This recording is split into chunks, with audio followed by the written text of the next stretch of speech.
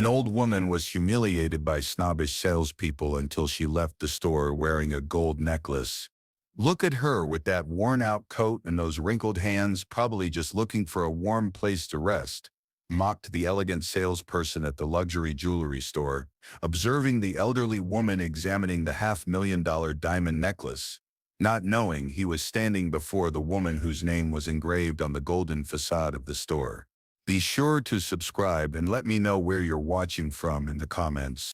Emily Parker walked slowly down Fifth Avenue, her 83-year-old body moving with the caution of someone carrying decades of stories on her shoulders. She wore a simple outfit, a navy blue dress with no embellishments, a wool coat worn by time, and comfortable shoes that prioritized practicality. Her white hair was tied in an unpretentious bun, and on her face, marked by time, there was no makeup at all. On that sunny Tuesday morning, the windows of luxury stores gleamed with their jewels and exclusive items, attracting fascinated glances from passers-by.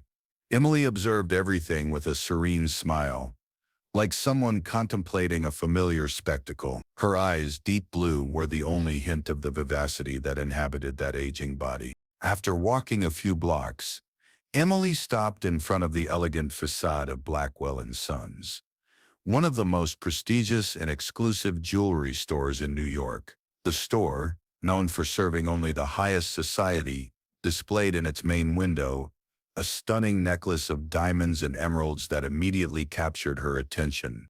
Adjusting her worn coat, Emily took a deep breath and pushed open the heavy door of engraved glass and wood. The interior of Blackwell & Sons was the very definition of opulence. Crystal chandeliers descended from the high ceiling, illuminating showcases that protected jewels of inestimable value. The Italian marble floor reflected light like a polished mirror, and the aroma of an exclusive perfume permeated the environment. Three impeccably dressed salespeople were conversing in low tones near the central counter.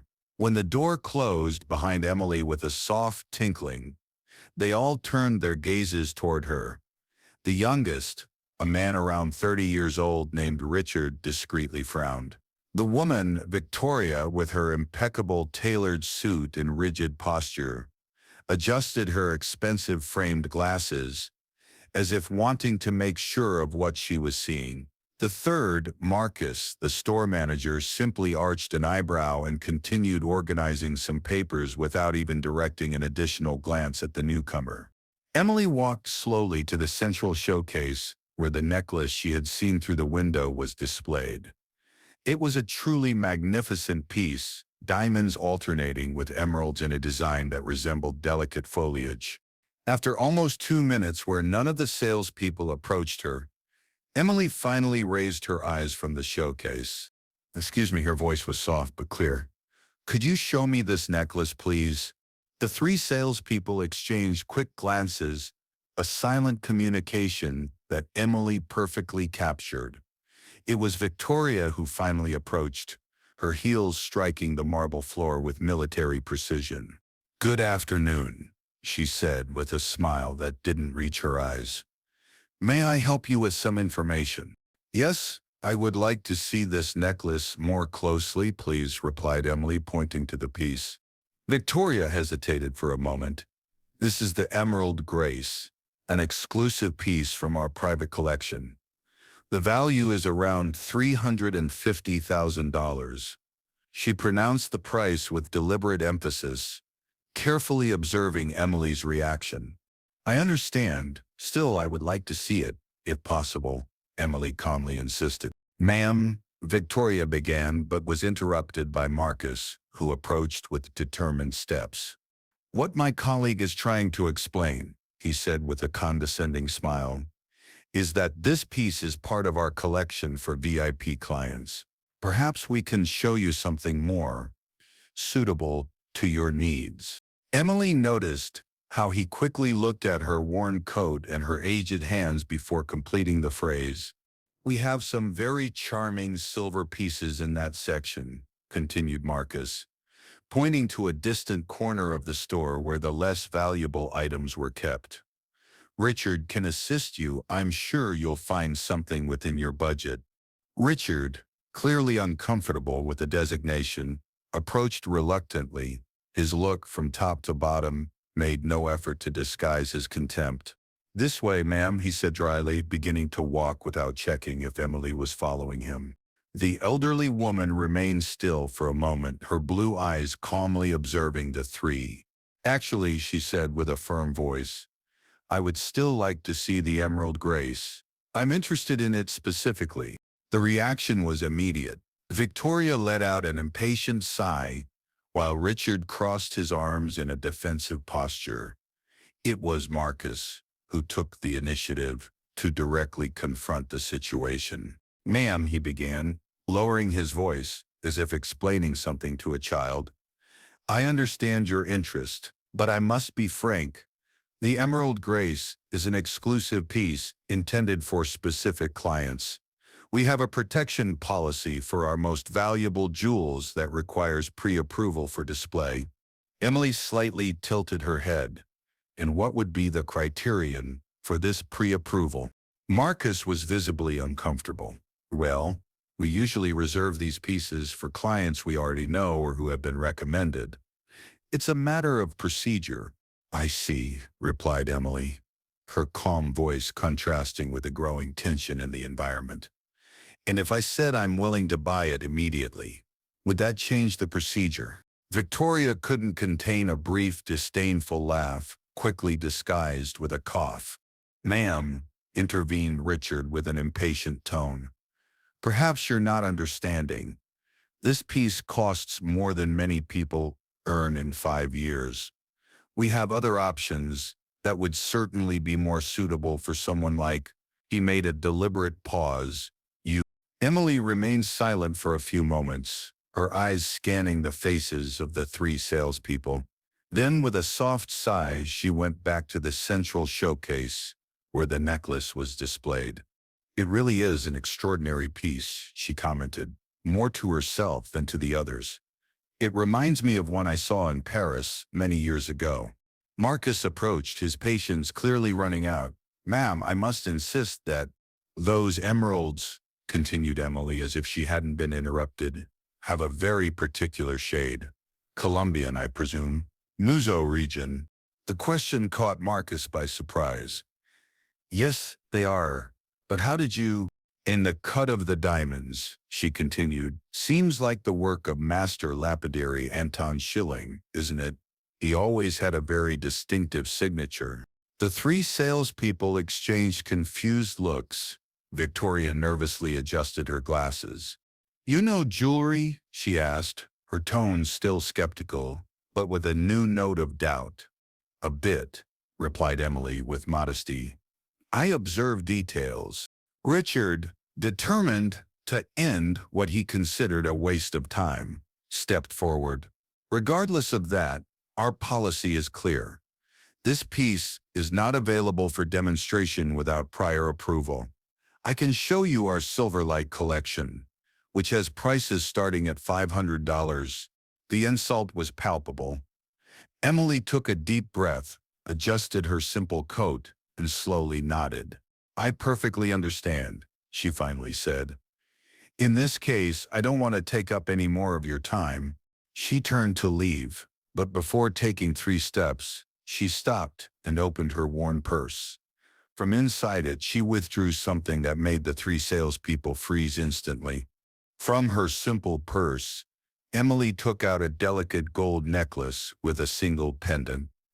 A small emblem with the initials B and S intertwined in a design that Marcus, Victoria, and Richard immediately recognized. It was the original emblem of Blackwell and Sons, granted only to members of the founding family or to figures of extreme importance to the company. "Perhaps this small detail might facilitate our conversation," said Emily, her voice now carrying a subtle authority that was previously carefully hidden. Marcus's face lost all color. "This is the Blackwell family emblem. How did you—" He stopped, suddenly struck by a devastating realization. "My God, you're not—" "Emily Parker Blackwell," she calmly confirmed. daughter of Edward Blackwell, granddaughter of George Blackwell, founder of this jewelry store in Victoria brought her hand to her mouth, while Richard seemed to have been struck by lightning. But the Blackwell family, Victoria began, her voice almost a whisper, has remained discreetly removed from direct operations for several decades. Yes, completed Emily. My nephew James takes care of the business now, while I prefer to observe from afar. Occasionally, however, I like to visit our stores without prior notice. Marcus felt his legs weaken. Mrs. Blackwell, I had no idea. Please accept my most sincere. Emily gently raised her hand, interrupting him. Not necessary, Mr. Marcus Wilson, ma'am, manager for 8 years. Mr. Wilson, she continued with a firm voice, I didn't come here to receive special treatment. On the contrary, I came to observe how we treat those we consider, what was the expression? Yes, someone like you. The silence that followed was deafening. The other customers in the store, few and discreet, now observed the scene with barely disguised curiosity. James mentioned he was receiving concerning reports about the service in some of our stores, continued Emily, particularly about how customers considered inadequate were treated. I confess I thought the reports were exaggerated. Now I see they were being generous. Richard paled even more, if that was possible. Victoria nervously adjusted her glasses, a habit that intensified in moments of extreme stress. Mrs. Blackwell, Marcus tried again. I can guarantee this was an isolated incident. Our team is trained to decide who deserves respect based on appearance, interrupted Emily, her voice still calm, but with a firmness that admitted no contestation. To determine a person's worth by the wear of their coat or the wrinkles on their hands. No one answered. What could they say? Emily walked slowly to the central showcase, her eyes again fixed on the emerald grace. You know, Marcus, when my grandfather opened this store, he had a principle: a true jewel recognizes another, regardless of the case in which it is kept. That was the code by which he conducted his business.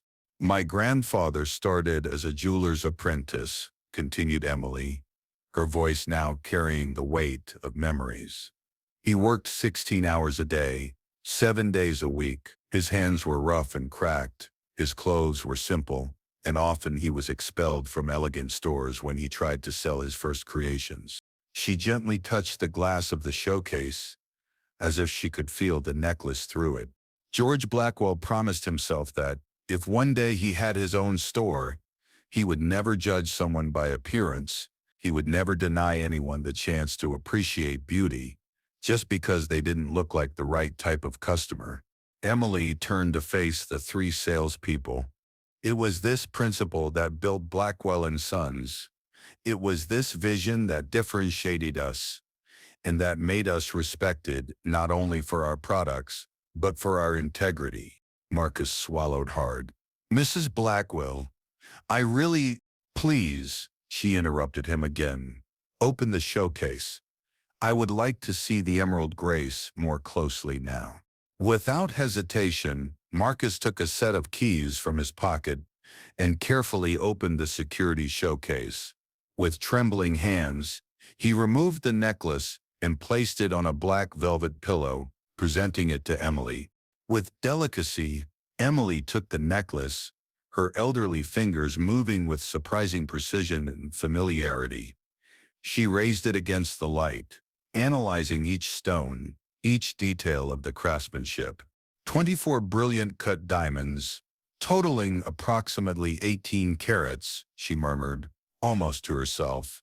16 Colombian emeralds, from Muzo, about 15 carats in total. 18-carat white gold in the main structure, with platinum details in the settings. Victoria observed, open-mouthed, the precision of the analysis. The clasps are a bit inconsistent with the rest of the design, continued Emily. Not Anton's work, this part, probably a restoration done about 5-6 years ago. Marcus nodded, astonished. 6.5 years. The original clasp was damaged and was replaced. Emily smiled softly. You can see the difference in the engraving style. Still, a magnificent piece. She returned the necklace to the pillow and looked directly at the three. And yes, it's definitely worth the 350,000. Although, in a private auction, it would probably reach 500,000 without difficulty. The store phone rang, momentarily breaking the tension. Richard answered mechanically, still pale and visibly disturbed. Blackwell and Sons, good morning. Yes? Yes, sir. She is here indeed. He extended the phone to Emily, his hand trembling.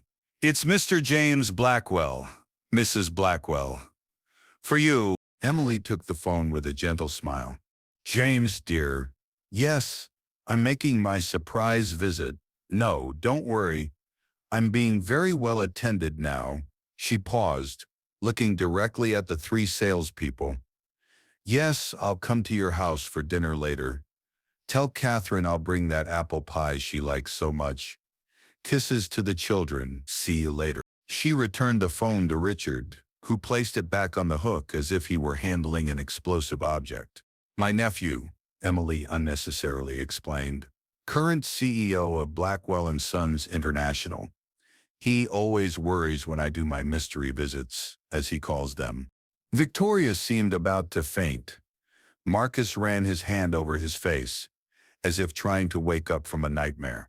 Mrs. Blackwell, he began again, his voice almost pleading. Please allow me to. Emily raised her hand, silencing him once more. Mr. Wilson, I'm not here to collect apologies. I'm here to correct a problem. The store door opened and a middle-aged man entered hurriedly. It was Robert Lewis, the regional director of Blackwell and Sons, clearly having been alerted about the situation. Mrs. Blackwell, he greeted, slightly breathless. James called me immediately. It's an honor to have you in our store. Emily smiled calmly. Robert, it's good to see you. It wasn't necessary to interrupt your day to come here. On the contrary, ma'am, when James told me about your visit, I made a point of coming personally. He cast a severe look at Marcus and the others. I hope you've been well attended. We're just discussing some aspects of customer service, replied Emily, particularly about how we determine who deserves our attention and respect. Robert nodded gravely. I understand. James mentioned your concerns about the recent reports. Emily looked again at the necklace, now back in the showcase. You know, Robert, I remember the day my father acquired the first Colombian emeralds for the store. It was 1952. I was only 10 years old. He showed me the raw stones and said, Emily, true beauty rarely presents itself in an obvious way at first glance. You need to look beyond the surface to find real value. Emily walked slowly to the entrance of the store, where a large black and white photograph showed George Blackwell in front of the first store. My grandfather, she said, pointing to the photograph. He started with a small workshop and a vision. He didn't just sell jewelry, he sold dignity, the right of any person, regardless of their origin or appearance, to be treated with respect and have access to beauty. She turned to face the group. Blackwell and Sons didn't become what it is today by selling only to the rich and famous. We grew because we served everyone from the high society lady to the teacher who saved for years to buy a small jewel to celebrate her retirement. All were treated as valuable customers. Robert nodded, while Marcus and the others remained in embarrassed silence. What I'm going to do now, continued Emily, is not out of revenge or to humiliate you. It's a reminder of who we are and what we represent. Emily turned to Robert. As a board director, I want to immediately implement a new training program for all teams. Call it the George Blackwell Protocol. Every employee, from the newest to the most experienced, must go through it. Robert took a small notepad and began to write quickly. Yes, ma'am. What will be the main focus? Universal service, replied Emily, without hesitation. I want our salespeople to be evaluated not only for sales, but for the quality of service offered to all customers, regardless of their appearance or presumed purchasing power. She looked directly at Marcus, Victoria, and Richard. In addition, I want these three to be the first to go through the program. If they demonstrate true understanding and commitment to our values, they can maintain their positions.